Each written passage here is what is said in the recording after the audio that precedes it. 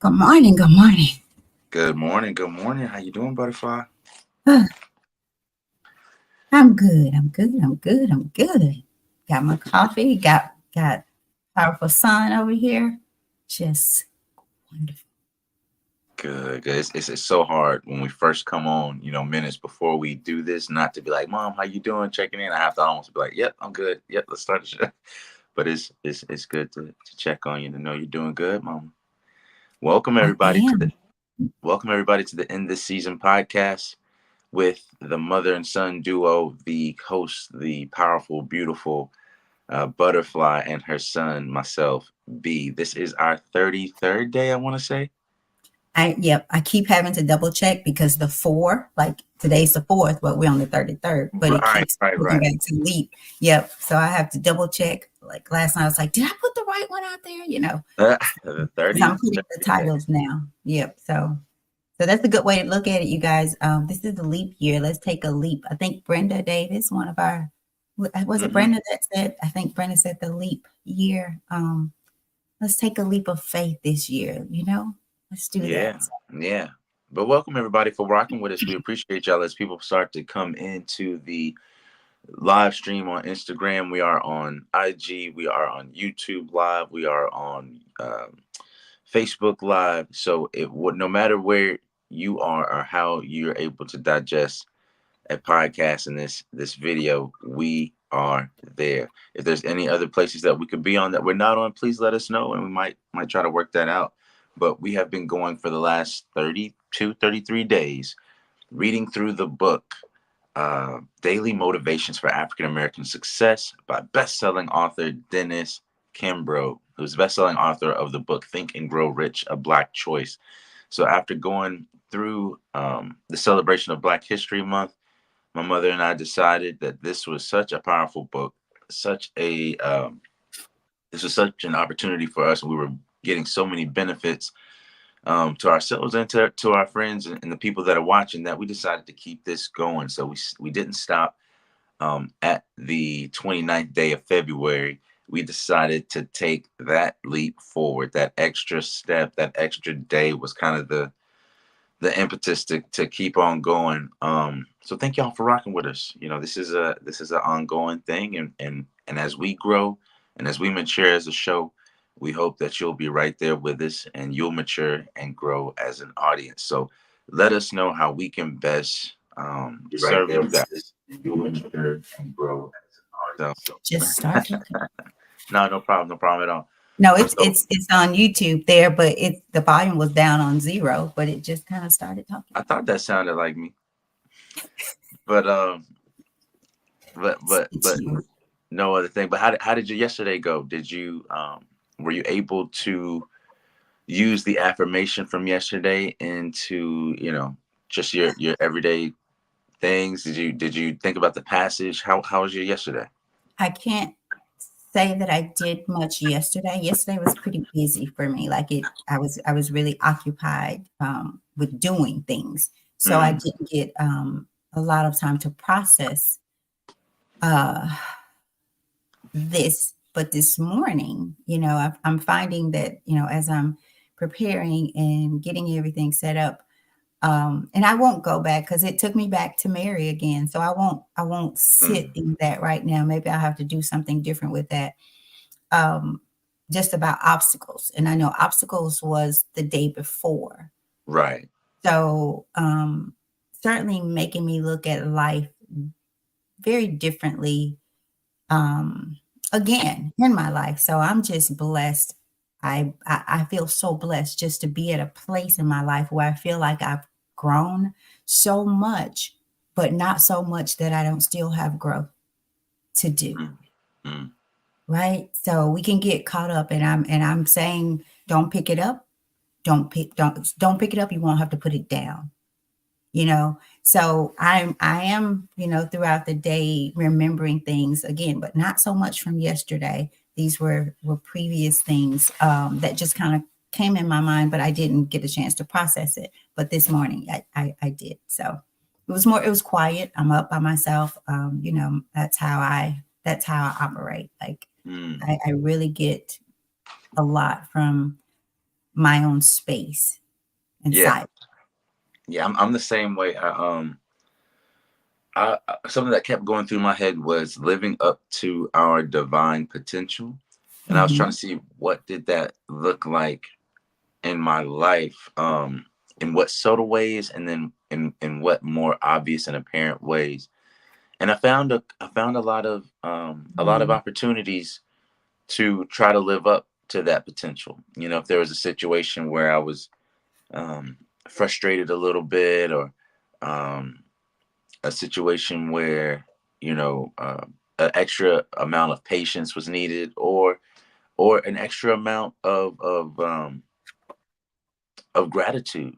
You know, finding the gratitude inside of things that might not have been so obvious to that you should be grateful, right? And like finding gratitude in those places makes it easier for me to find gratitude in the larger spaces. So just really kind of humbling my level of gratitude, and all it really was acknowledging just how much and how blessed, how much I have and how blessed I am, for the next blink, the next breath, the next step, the next day, the next hour. Just being very grateful for that made me feel more in line with my quote unquote divine potential. So by leaning on faith with the divine, but also putting my steps forward. So like that part that was just about promises, you know, you have to keep that faith, not to get discouraged, and to maintain the course, was big for me. We had a couple situations where my wife and I wanted to go to the sauna and go get a workout in, and you know, one thing led to another, and we ended up having a very short time to do so because they have a limit to how long you can keep the children at the athletic club that we go to. And so we literally went in there with 30 minutes left until you have to come pick your kids up. And that's when we dropped the kids off 30 minutes before. But we weren't going to let the show stop. We wanted to do everything that we wanted to do. So we put them kids in there for 30 minutes. She hopped in the girls' sauna, I hopped in the guys' sauna. We got out, picked up the kids, and went out, and all had a nice, fun rest of the evening together. You know, so we turned it into kind of a family date, but we didn't let the obstacles stop us, and we kind of lived up to our potential of like, you know what, we're gonna get everything done, even when it doesn't seem like we can, and it ended up being great. So So, Brandon, if you yeah, don't mind, define divine for us. right. That's why I said quote unquote divine. Divine. And to me, this is just my own definition. I'm not going to use the Webster's one. But to me, divine means holy. And that's something that for me only one is. Only one is divine. That's for me, right? But in orienting myself, my path and my steps straight, pursuing that oneness, that divinity, pursuing the purpose that I was created for, to me is divine potential. So I think divine potential is something called Siratul Mustaqim, or the straight path. You know, the path of those that God bestows his blessings upon, not the path of those who are led astray or those who have incurred God's wrath or displeasure. So what can I do to please God? What can I do to stay on the straight path, getting closer and closer to God? And you'll know when you're embarking on that journey of the straight path, because if you take one step towards God, I believe that God will take two steps toward you. If you walk towards God, God will rush towards you. So the more that you pursue that divine that divine entanglement and relationship with God, and going towards God, and that being your north star, the more God pursues you. And so you'll feel it. You'll feel like, all right, I'll speak for myself.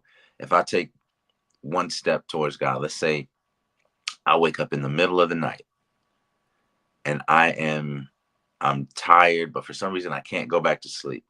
If I wake up wash up a little bit and I decide to just sit and pray and contemplate about God, and then I do get a little I am able to return back to rest, I wake up feeling more energized than probably if I would have stayed asleep or stayed in the bed and just rustled until I fell back asleep.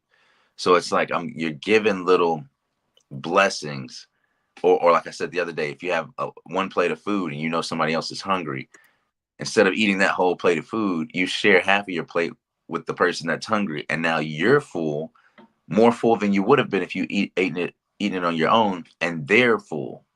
So I think there's little blessings. There's what we call baraka, or blessings inside of certain deeds that we do that increase their benefit to us and the people and spaces around us. So I think divine, by my definition, is journeying towards the pleasure of God, of the divine.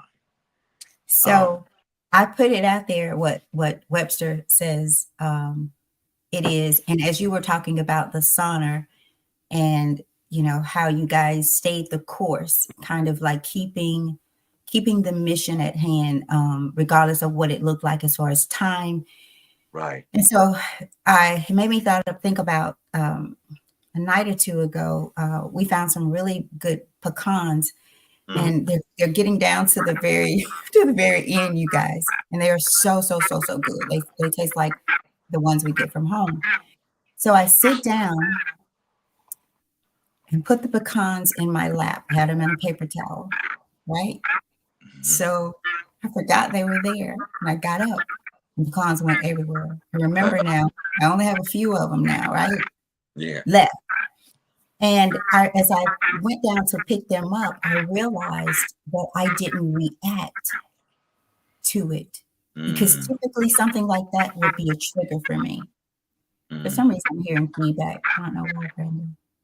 Do you hear it? No? And this is not on. Okay. But it didn't trigger me. I just picked them up and threw them away and got a little bit more. And the same with you there. It's like you can if you don't think about it, you guys, something, the smallest thing can happen that you had no control over, right? And you're triggered. And it will mess up your entire day if you're not intentional about it. So that's what I thought about, that you it was a divine moment, and you had a divine attitude about it. You didn't lose your cool, you stayed the course. So just a little side way to get back to it. Yeah, I think Webster's is just, it says of attachment, or like God, or God like, is always Godlike attached to. attitude. Hmm? Godlike attitude doing things that when they're not going our way, we still keep our godlike attitude, maybe. Right. However, Yeah, it's just like attributing some type of action to be godly, or some type of characteristic of being quote unquote godly. Now, of course, like me from a theological perspective, I don't think that anything is like God, but I do think that we can pursue God's pleasure. So that's me. So I think there are different ways of looking at it. I think that the creator is unlike the creation, but they are duly and are like, for example, there's nothing I could do to benefit the creator. There's nothing I could do to, if the creator was an ocean, me worshiping the creator, if the ocean was endless, meaning it had no beginning, no end, it was just endless, there's nothing that I could add to it to make it more, and there's nothing I could take from it to make it less, but I can enjoy the flow, if that makes sense. yeah. I can And you still can feel the flow. waves, And you can flow. and I can flow. So to me, that's what it is. It's not attaching myself to divinity. You do have people that say that they are gods or whatever. To me, that's blasphemy, and I think it's an overreach of and a delusion of human perception, because we don't create ourselves, and we can't recreate ourselves in soul or in spirit. But I do think that we can take on qualities that are pleasing to God, and since they remind us of God, we sometimes attach divine um, attributes to others and ourselves, right? for having these attributes. When really, I think we should all give that praise right back to God, who deserves all praise. Hallelujah. So that's kind of my definition, but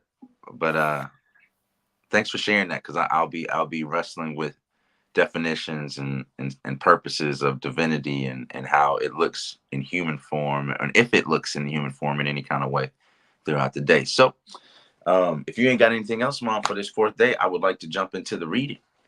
All right, let's do it. So today's title from the book Daily Motivations for African American Success is Two Key Ingredients. So on March 4th, today, our title is Two Key Ingredients. And our quote comes from the famous um, father of the 80s and early 90s, entertainer and philanthropist that has listed here, Bill Cosby.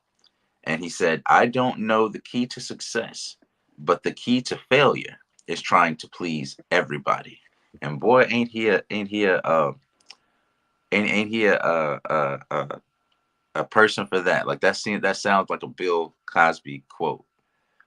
I don't know the key to success, but the key to failure is trying to please everybody. So the title again is Two Key Ingredients. Tell me how y'all feel about that quote, about its relation to our lives, and what you think it means. Let me know in the comment section. So we'll start here. I'm gonna make sure this Instagram is good. See if we got anybody rocking with us. We got Macro Hall Jr. What up, Macro? And we got the Modest Chicana. Thank you for rocking with us. So the passage goes here. There are two main criteria for success. One, do others think you are a success? And two, do you think so? These two are related the way a straw is to an ice cream soda. If you want to enjoy an ice cream soda fully, it's nice to have both. But if you are only able to have one, it is certainly far better to have the ice cream soda than to have only the straw. For the straw is worthless alone. Similarly, it is both worthless and futile to have the whole world thinking that you are a success if you do not think so yourself. The ice cream of success is your own inward knowledge of it, given that you do not need the acknowledgement of the outside world. Trouble arises when we try to fashion our success to the world's expectations, even though these are not the expectations drawn up in our heart and our own hearts. For whom are we succeeding? For ourselves or for someone else? Success, if it is to be meaningful, must be personal. It springs from the very depths where personality itself arises, and it often takes insightful probing to find out for ourselves what our own ideas of success actually are. Too often we conform to the world's definition of success without thought or analysis, just as we conform in other areas of life. Only those brave souls who have the courage to think for themselves enjoy any measure of success and freedom. And the affirmation for today that we read three times, one for me, one for you, and one for the person you're going to send this link to, is success is something that I define. I won't allow anyone to define success for me. Again, success is something that I define. I won't allow anyone to define success for me. And last time, so that it really soaks in, success is something that I define. I won't allow anyone to define success for me. And that's the passage today, guys. What do y'all think? Let us know in the comments. Let us know. You can text me. You can don't call me because I'm on the show, but let me know what y'all think about this, and what's your reaction to the title, Two Ingredients, the quote from Bill Cosby, which I think is, I don't know the key to success, but the key to failure is trying to please everybody, and our affirmation that success is something that I define, that I will not allow anyone to define success for me. What do y'all think about that? Mom, what you think? So, Brandon, we've been asking during this process for everyone kind of to define success. We've asked that a few times. I wonder who has actually taken the time to define it, write it down, reflect upon it, if not daily, at least since we've asked. Right. But I love where it says it must be personal. Hmm. It must be personal. And the two ingredients, or two main criteria of success. Do others think you are a success? But more importantly, do you think so? Do you think you are a success? Like, are you the ice cream or the straw? Are Yeah, the ice you cream soda. pitcher? Yeah. Right. Are you the pitcher or the batter? You know, and so often, if we would be honest with ourselves, that we are in most cases trying to please others or trying to make others think we are. But when the lights turn out, what are your thoughts? What are your feelings about yourself? What are your regrets? Because they will tell you a lot as well. So I'm digging this one. Two ingredients. I'm digging it. Hmm. Back over to before we go, I want to say, let's get some good mornings out here. Brenda Davis, good morning. Good morning. I don't know if you were on when we shared something that you shared with us about the leap year. Dr. Hunt, good morning. My brother, your Uncle Mike, good morning, good people.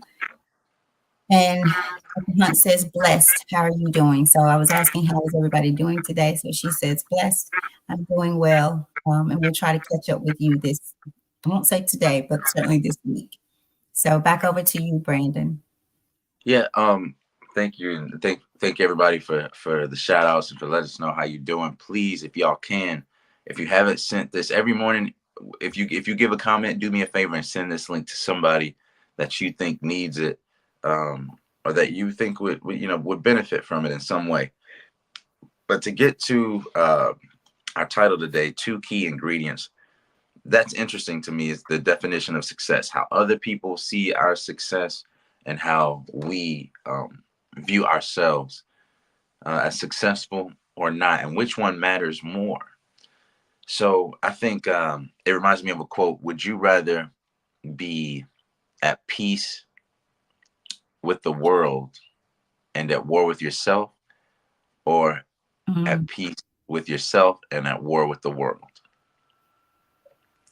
And I think mm, I think I think it's a polarizing thought, right? Because you start to kind of toe the line mentally on what that how that stratifies your actions, your relationships, your thoughts, your deeds, your sentiments, emotions, to am I at peace with the kingdom of myself? Am I at peace with my values? Am I at peace with uh, my morals? Am I at peace with how much attention I give to the things that I want?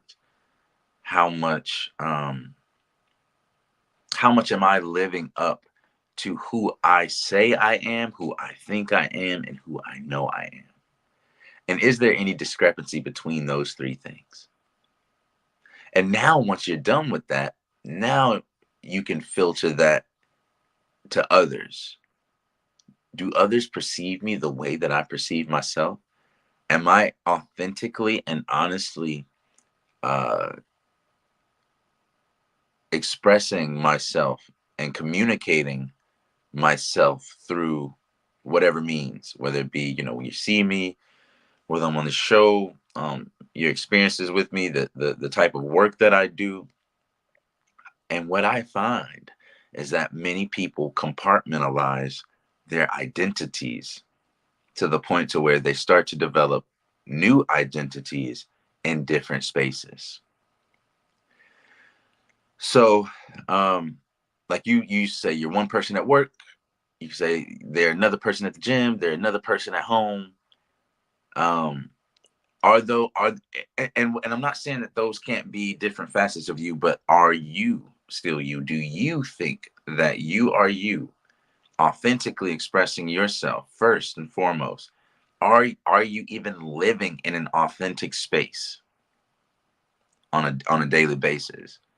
Are you living out your morals, your values, your principles? Um, for example, if you don't agree with the military industrial complex, right? If you don't believe in war, then why would you join the military, right? If you and some people say, well, I believe I can change this or do this. Yeah, if that's your morals, absolutely. But I do find a lot of cognitive dissonance between what people do and what they believe. And I think this puts us in a position where people say, I'm just doing my job. I know I kind of know that this is wrong. It doesn't sit right with me. But I'm just gonna do my job. Yeah, I'm supposed to be making sure these people sign up for these leases, but I feel like I'm lying to them. Or I know that I'm selling these cars and I make money from this, but some of these cars are lemons, and I know it. Ooh, I know it because I have to test drive them before they come in. And there's something wrong with it. But boy, if I don't sell this car, I ain't gonna get that extra bonus. You know what I mean? So how often do Brandon, we I let was just go? thinking about that this morning. I was just thinking of, I'm sorry, but I got to say it because I'll forget it, y'all. I'm telling you, I'm foggy brain. But I was thinking about, told y'all I was in my head this morning. I was thinking about my mom and her car. And I thought about how many times she's been, they saw her coming. They see her coming, right? And I thought about, so Jimmy fixed her car this last time. And I thought if she would have taken that car, they would have overcharged her. And I said, I wonder if they know that they will have to give account for that. Yeah. So no matter who you're doing it for or why, you're going to have to give account for that. Like, and Mm, so I just wanted to throw that in because so often people don't think. Um, I think yesterday it told us, or the day before, to choose your workplace, something like that. Brandon, wasn't it about mm-hmm. work? Work only for the best. Work only Right. for the best. You know. So I don't know. I just wanted to throw that in because Yeah, it's interesting. I think people need to hear it. I think so too. I think a lot of times we forget that there is a day of account. And I know, like the Quran says, that take account of yourself before the day of account. Take account of yourself, your deeds, your actions, your faith before the day of account. Because on that day, it'll be too late. It'll be too late, guys. There's a time in your life when you don't, in the space of death. What is a repenting soul at the point of death?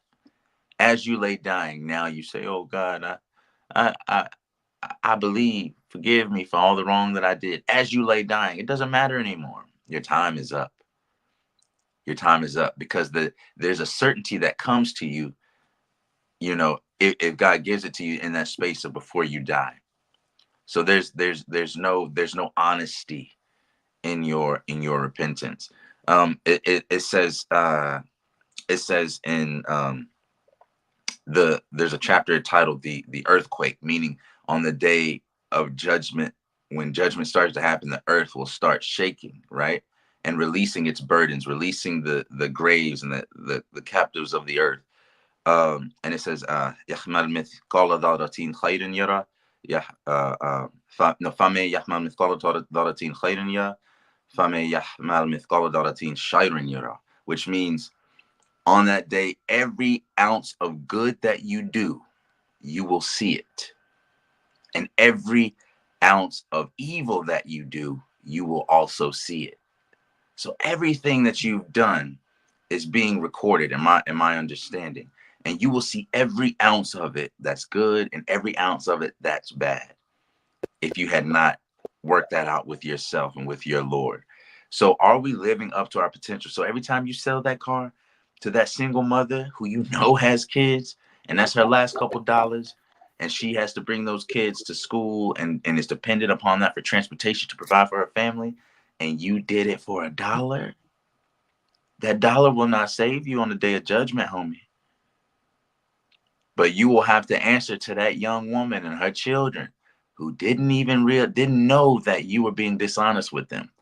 You will have to confront them on the day of judgment and tell them why in front of your Lord. So think about that and take account for your deeds and your actions before the day of account. So before getting too into that, the two key ingredients, I like this one. I like this one a lot.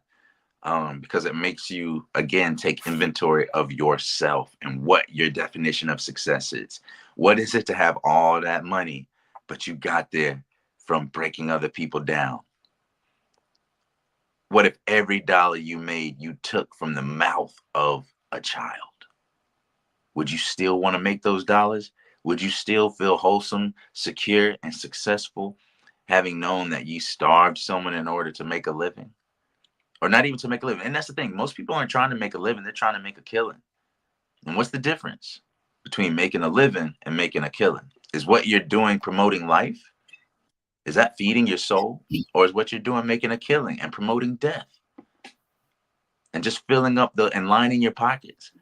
What are you in it for? Do you have a righteous occupation? Are you proud of what you do? Are you proud of who you are? Are you proud of the words that you say? Think about this, y'all.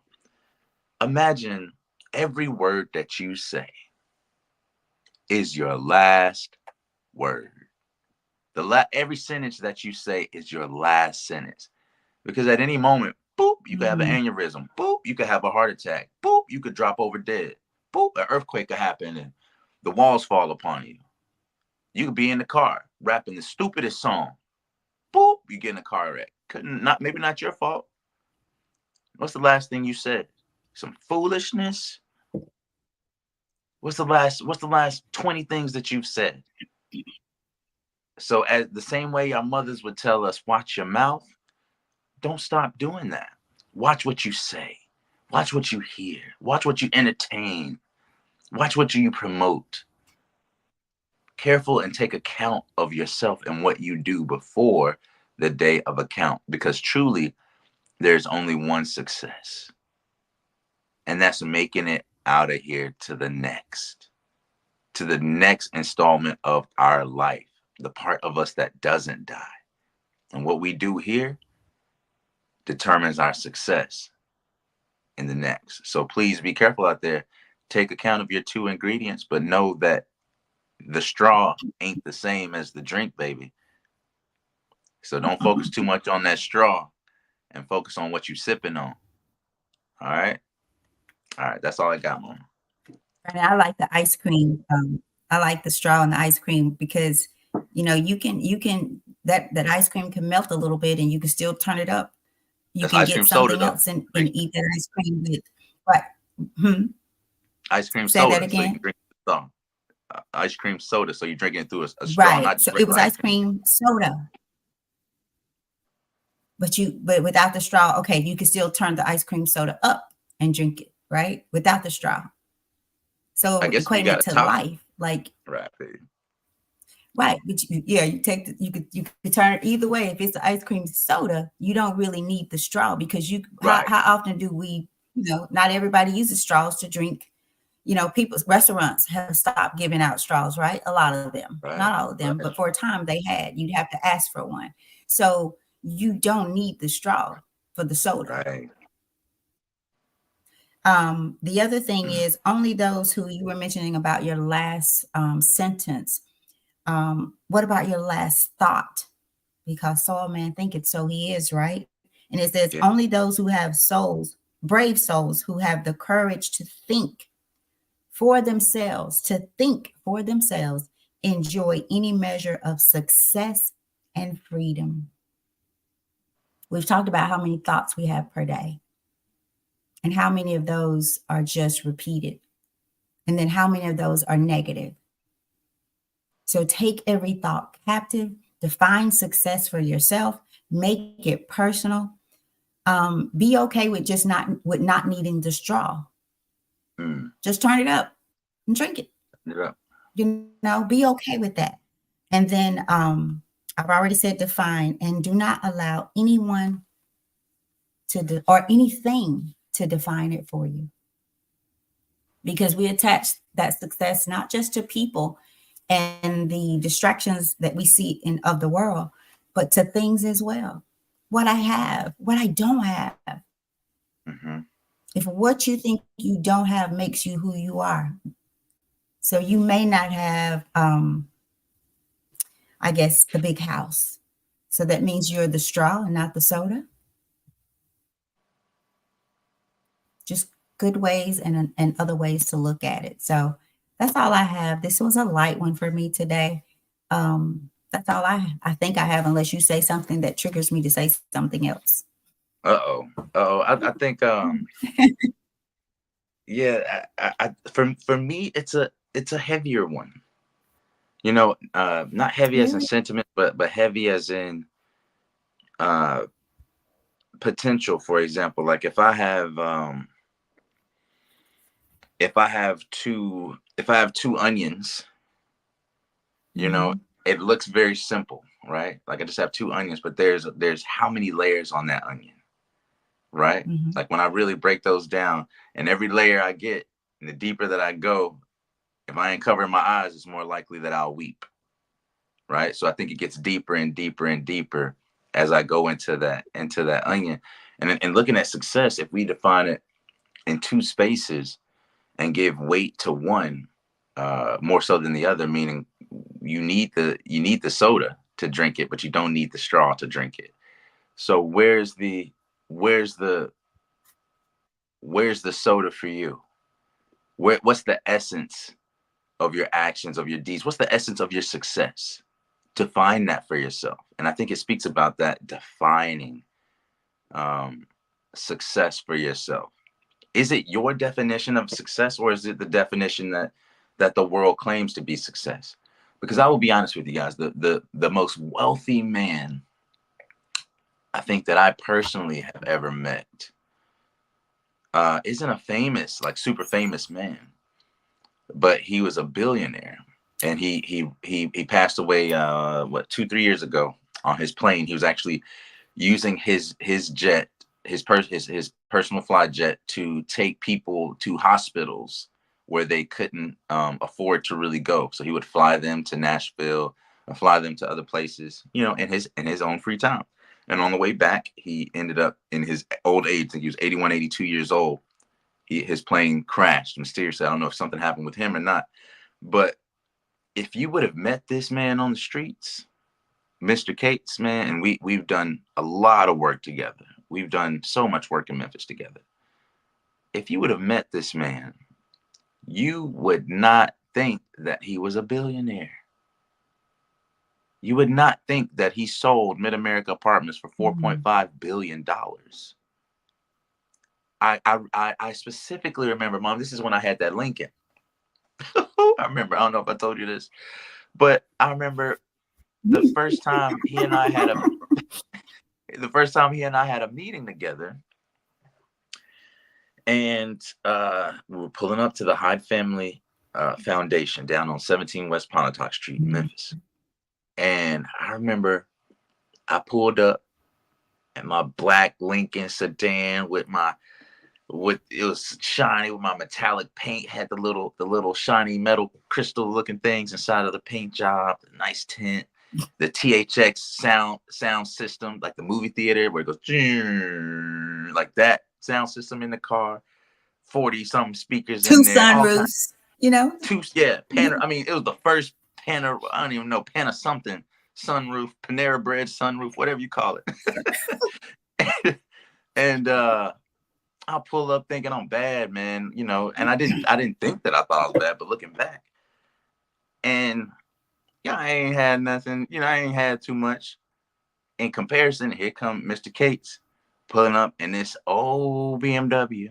I'm talking about old BMW, like not even the ones that you might not even give your daughter this on her 16th birthday. I'm telling you, like he pulled up in this little thing, and then here I am parking in the first parking spot right next to the door. He skipped other parking spots and parked somewhere else, and then gets out and just walks. I think he's trying to get his steps in. Either that, or knowing him, he's leaving space for the women to get closer, who are also in the meeting to park closer, because he would do very thoughtful things like that. And I just remember I was about to get out the car and I saw him park and I got back in the car because I was embarrassed. I was like, look at this. This man is a billionaire. And he pulling up. I'm serious now. I'm gonna take my glasses off of this. This man is a billionaire. You know what I'm saying? This man is a billionaire with a B, not a Yeah. million. I ain't touched a mill yet. And Hey, it's, what did he have on? What did he have oh on? my Do you goodness, remember? this man, it's the same thing I saw him in 20 other times that after that. He had on these he had on little loafers. I'm talking about Oh, if I shopped at Payless, he shopped at Pay the least. And I'm serious. And I was like, oh, I had to get back in the car. And now he didn't look bad at all. I mean, he had a nice collar shirt, some little khakis and pay least shoes, and I'm stepping out, as I walk, you can hear me just the heels on my shoes just popping, So to me, he walked gently on the earth. He walked very gently. Even as an old man, he walked so gently, as if he wasn't making a lot of fuss, wasn't causing a lot of attention.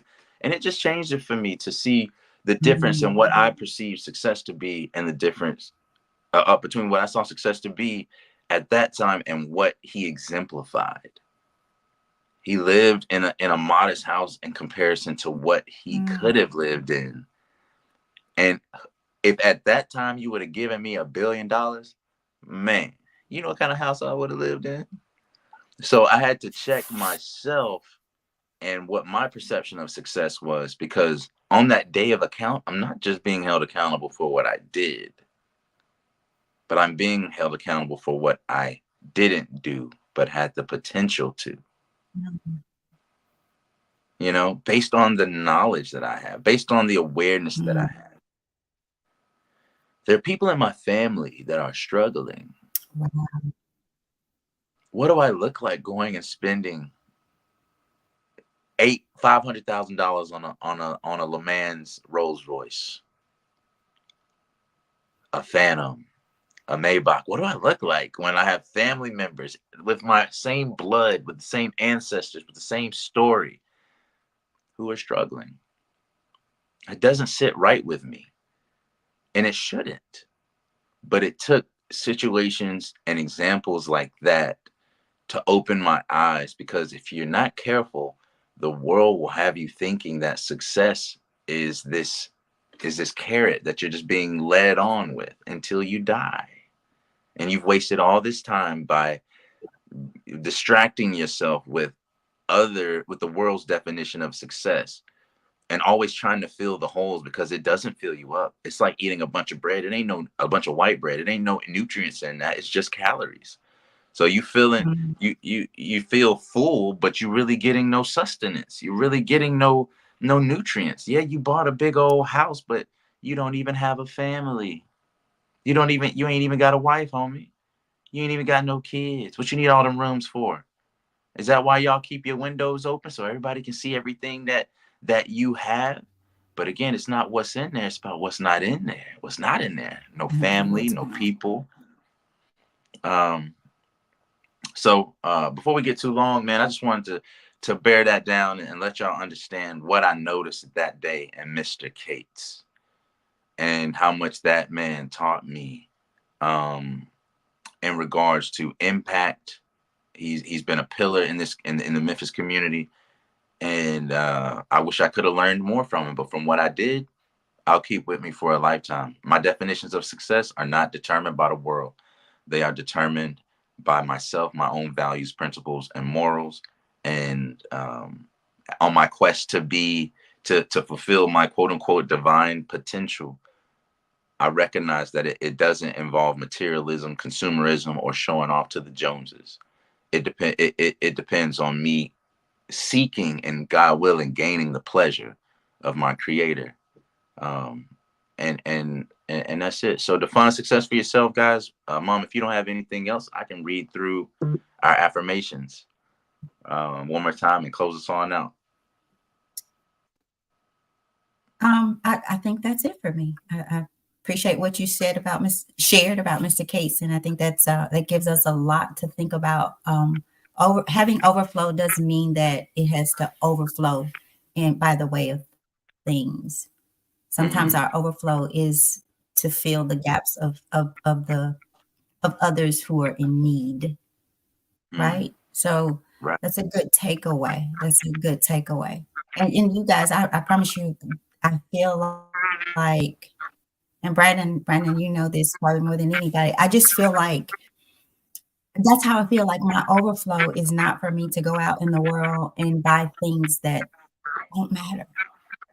To pass by my sister and brother who may this would be a this $10 would feel like $1,000,000 to them, right? So Yeah. back over to you. Well, all right. So March 4th, our reading today, the title was Two Key Ingredients. And our quote of the day was from Bill Cosby, the entertainer and philanthropist, who said, "I don't know the key to success, but the key to failure is trying to please everybody." And it started out saying that there are two main criteria for success. Number one, do others think you're a success? And more importantly, two, do you think so? And our affirmation for today, after reading that passage, if you missed it, please go back, rewind, rewatch this video. We read through the whole passage, looking into success and its definition. And the affirmation for today that we read 3 times, one for me, one for you at home, and one for the person you're going to send this to, or for your innermost self. Remember, this is a definition for success for yourself. Success is something that I define.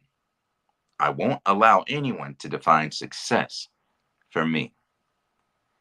Success is something that I define. I won't allow anyone to define success for me. And last time, y'all, let this really drill home into your heart, your mind, your consciousness, your awareness of self. It says success is something that I define. I won't allow anyone to define success for me. Again, folks, please get this book if you haven't already. It is Dennis Kimbro's Daily Motivations for African American Success. It's an easy read. It's a daily read. It's a short read every single day. Again, it's a treasure of practical inspiration that will give you fresh encouragement every single day. But what it teaches you will last a lifetime. So y'all, please take up this charge and get the benefits of this, man. Plant those seeds and reap the fruit. I love y'all so much and appreciate it. Mom, if you don't have anything else, I think that's all I got. You're on mute.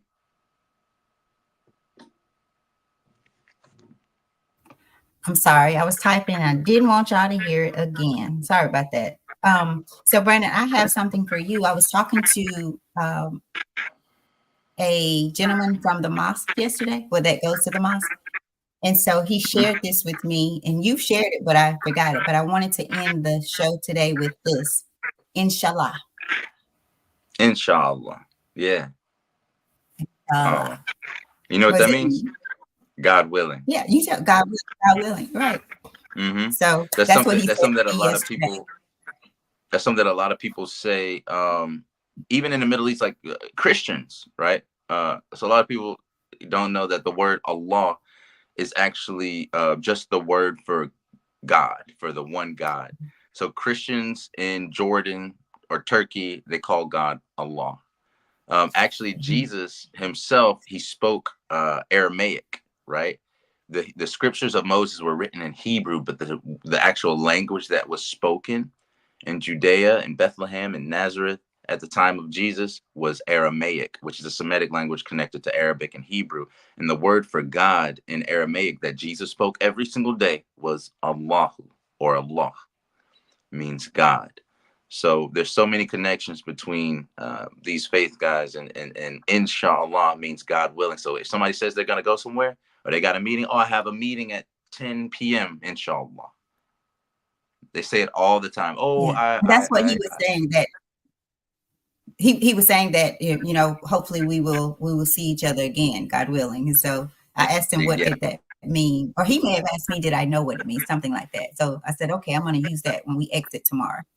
Yeah, it's a Today. purification of our intentions, because sometimes you might be headed somewhere, and you ain't supposed to be there. That's not a good place for a person, a dignified or honorable person to go.